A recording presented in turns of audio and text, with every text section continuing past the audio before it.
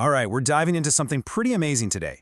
We're talking about a building that's also a doctor. Welcome to Baijnath, the temple that heals. Think about this for a second. Can a building actually be a doctor? Can a space, just by its nature, heal you?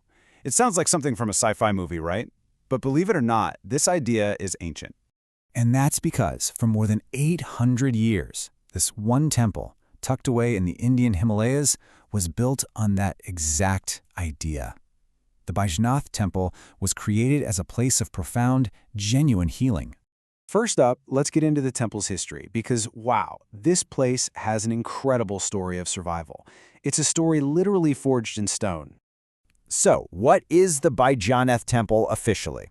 Well, it's an early medieval temple built in what's known as the Nagara style of North India, and it's dedicated to Lord Shiva, but specifically in his form as Baijnath, which literally means the divine physician.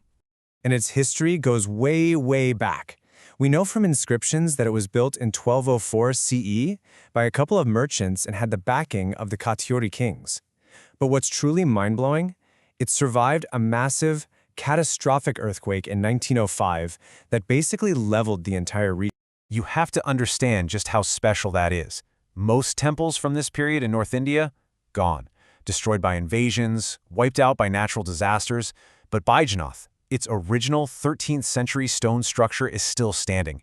It's a true survivor, a real historical rarity. So the big question is how? How did it survive all that? Well, a huge part of the answer is its location. So let's dive into its sacred geography, deep in the Himalayas. Okay, picture this. The temple is nestled in the stunning Kangra Valley in Himachal Pradesh. We're talking over 3,600 feet up, completely surrounded by the massive Dauladhar mountain range, with the Binwar River flowing nearby. It's just spectacular. And this setting wasn't an accident. This peaceful, serene valley was seen as the perfect place for meditation and, you guessed it, spiritual healing. The landscape itself was seen as part of the medicine.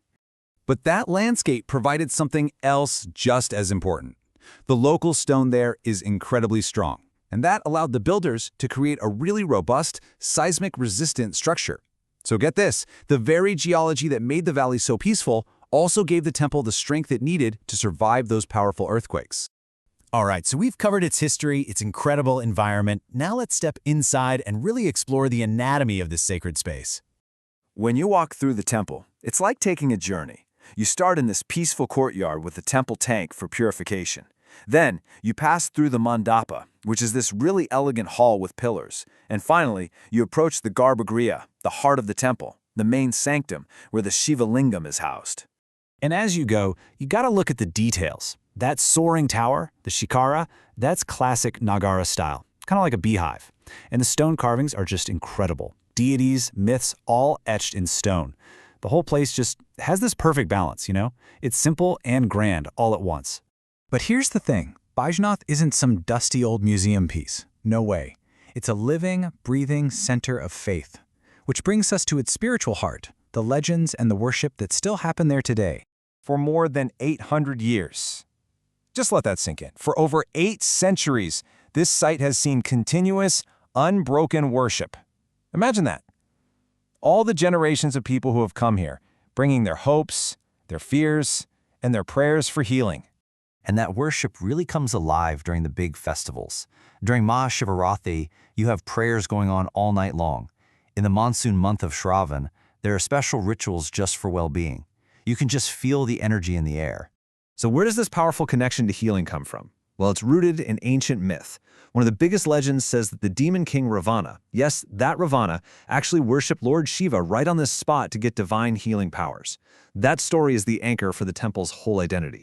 And this isn't just some old story they tell. For the local community today, Baijnath is their protector temple. It's central to their lives. For rituals around health, childbirth, recovery, you name it. Which really brings it all together, right?